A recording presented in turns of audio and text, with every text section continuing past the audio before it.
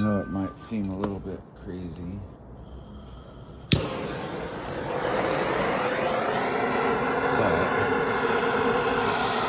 this is all I need for the reheat today from my session.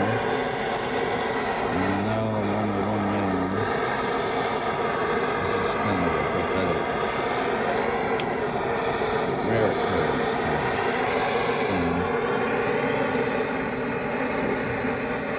This is good.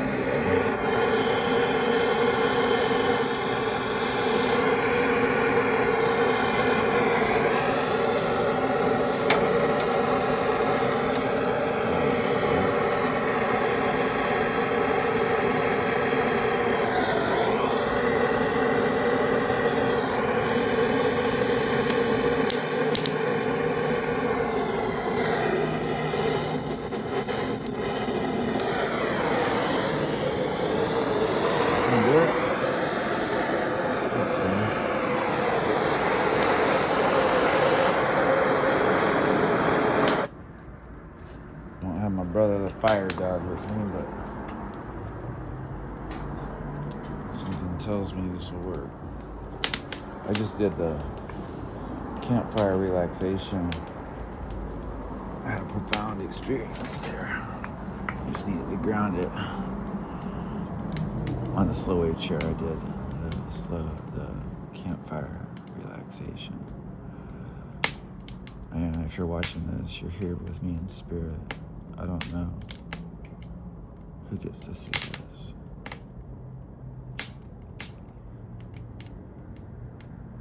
But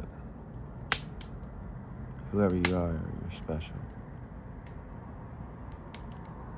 You're special to me.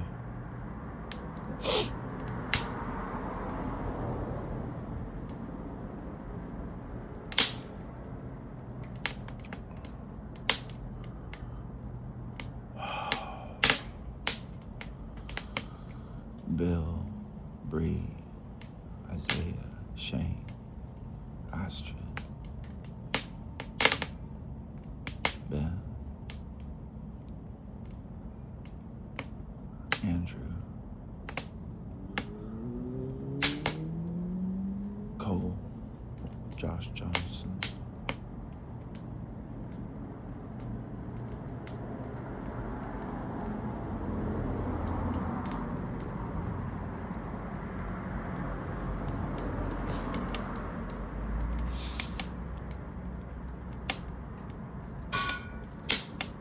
if you're disoriented, I'm here at Revive, Restore, Spa. The other day I was doing one of the slow wave meditations called Deep Dive, and the introduction calls what it's helping you achieve called synthetic sleep. Ben and I were discussing whether that's delta or theta, but it's not important. The quality, the spirit of it, it's just cocooning. You go into that space in between. You go into deep rest, and that place when you just wake up from a prophetic dream, where you're neither asleep nor awake. Everything in the dream felt so profoundly resolving of every problem in your life. You haven't faced the day yet. You don't know what practical things might derail it. You wonder if you had a journal nearby, if you could capture something. But even then, it's like even moving can begin to take you out of it. When I think about that myself, this is a good fire. Yeah. Let me look at the fire instead of the screen. Keep recording now.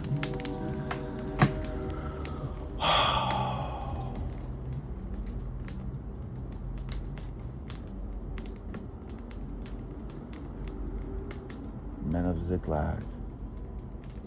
all invited. Pat, Darren, Rick, Blake,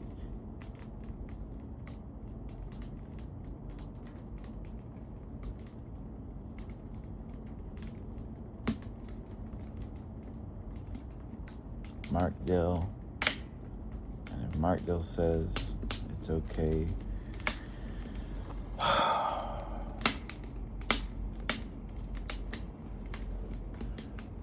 Brant can come, it's fine.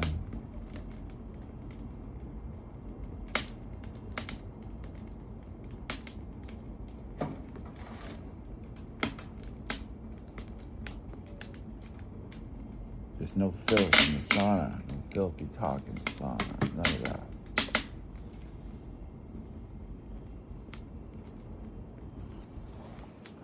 No sexually dominating any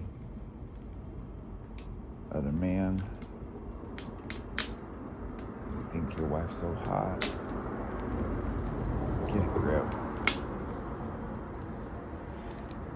You know, not my wife. She'd tear you to pieces. Slap you so hard, you'd hear the seven thunders.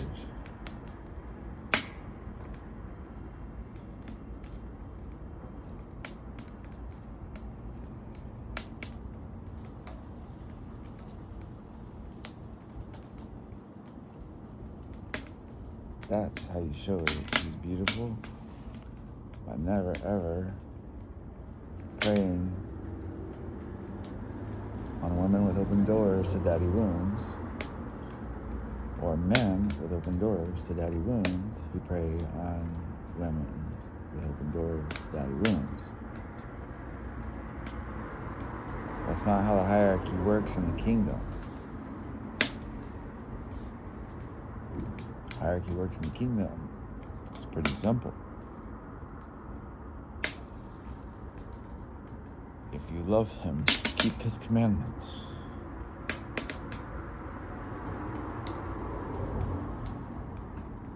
And if you don't love him, get the fuck out. Say it in a nutshell.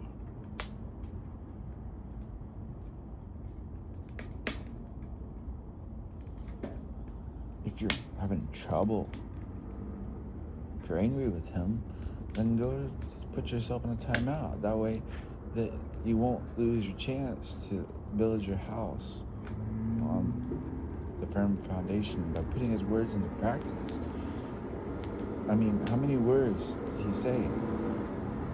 Lots. And there's some that are really hard to put into practice. You gotta work at it and work at it and work at it and fellowship with men who are working at it and working at it and working at it. And just when you think you've got it figured out, that's when you know you don't got it figured out.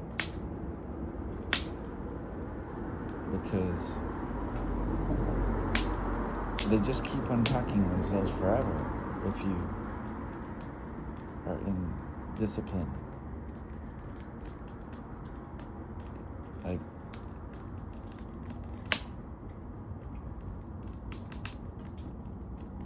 he gave his disciples a new commandment: love one another as he loved. Well, do you know how he loved? Can you write a book about it?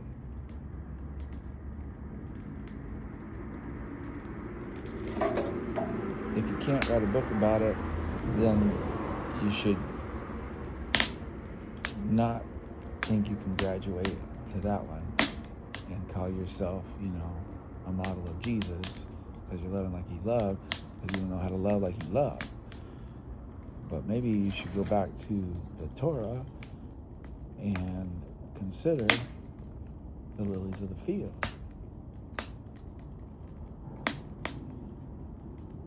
Do you take thought for tomorrow? That's disobedience. It's not a disobedience that he's going to rub you raw about. But it's a commandment that gives you optimal state. When you take no thought for tomorrow tomorrow will take care of itself. Well, you got responsibilities to do today regarding tomorrow, but you just do those. You set your plans, you put your bookmarks, you put your, you fix your schedule, and you forget about it. And then that night, you die. Every time you go to sleep, you die. Every time you wake up, you resurrect. You keep that journal. And you move slow when you get up, and you don't reach for anything addictive like coffee, or cigarettes, or a vape, or your wife before you reach for that journal. These are just suggestions.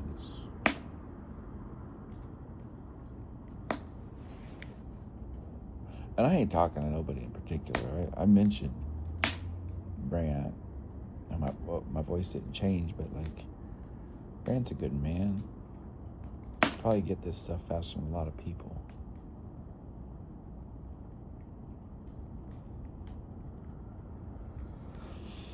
I'm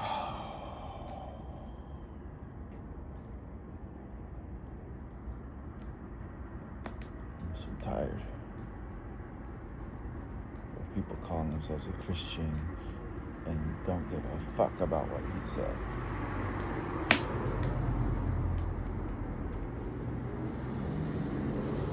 Or they don't act like it. They don't embody it. Maybe they got some mental notes and everything, but they don't embody it. It's alright.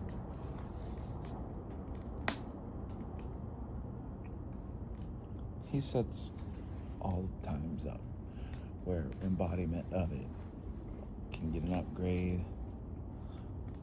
The space is held, facilitated by Holy Spirit or by people. Spaces like my Ziklag retreat coming up. I don't know when. Hoping. Give it to myself for a birthday present. My birthday's April 30th.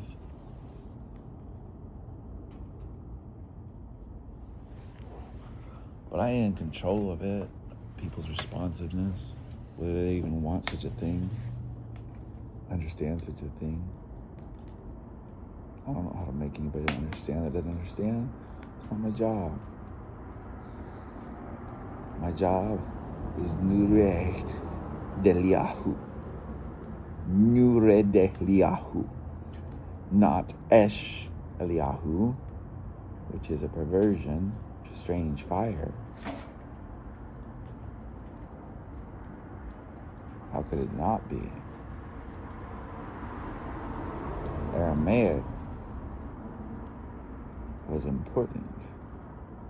Corrective action against the Hebrew language. How did it even evolve?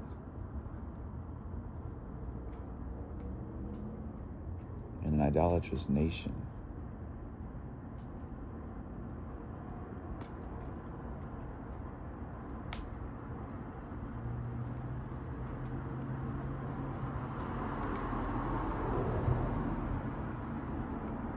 And,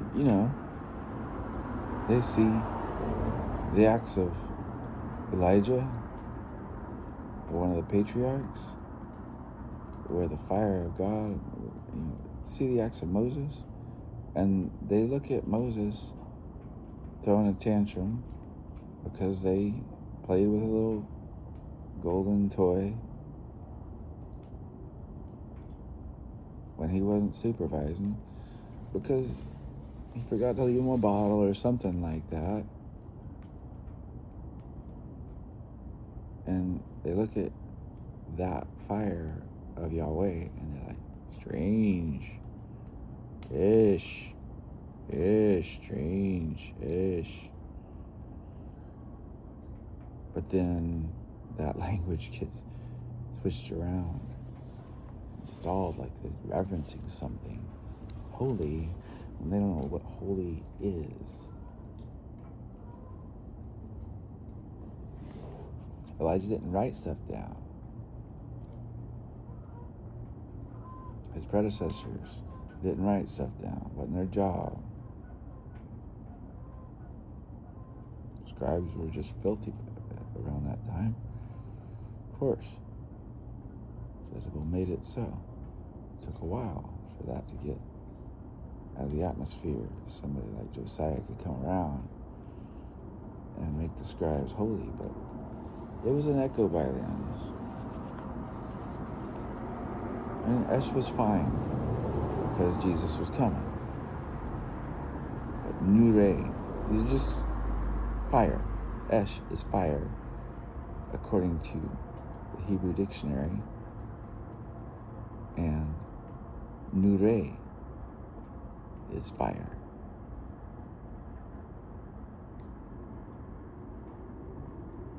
According to Aramaic language, which Jesus spoke. So when they said, should we call down fire from heaven like Elijah did,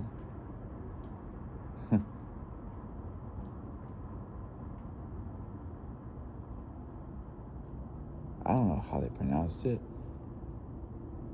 Esh or Nure, it doesn't matter really, because it's the embodiment of how you speak a word that really makes the difference and under what circumstances. No word can be holy just because it's a word.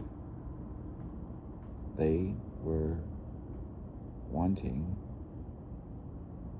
the end to come that would disinclude everything since.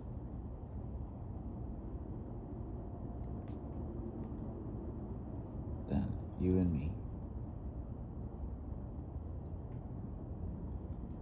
Wanted to take control. They wanted Baal fire to fall. They wanted Baal fire to fall. That's what Baal is. It's urgency about the things that God is patient over.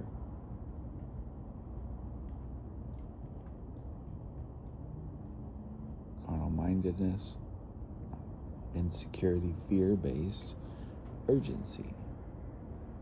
And he's at peace.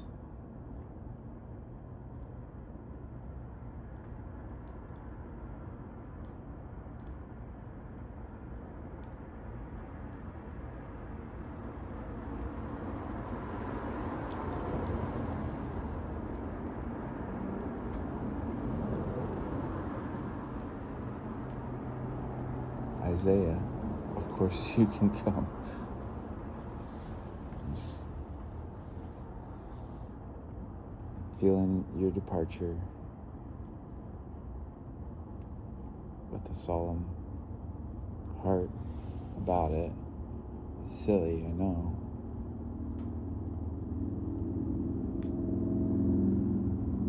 I'm sure you'll be back soon, but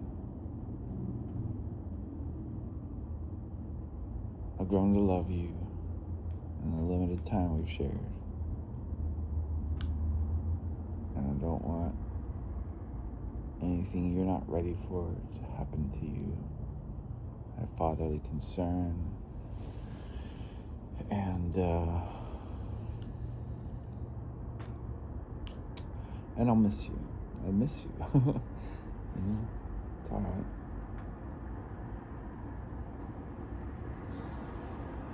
But we don't let that missing turn into Esh Eliyahu. We let it be patient so that it can be Nure Deliyahu.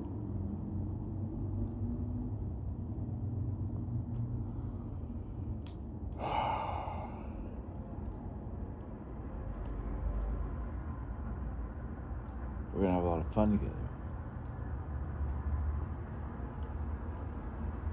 Kicking the devil's ass, tearing down Baal's altars.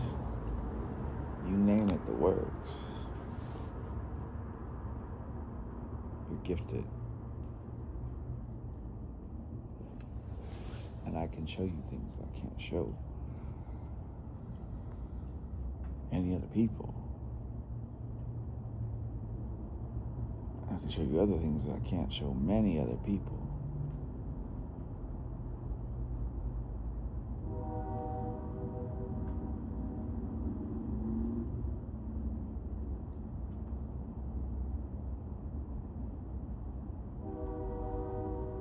train. I think it's time to cold plunge. This fire is not going to last too much longer. Anyway, all you guys have a blessed day. See you soon.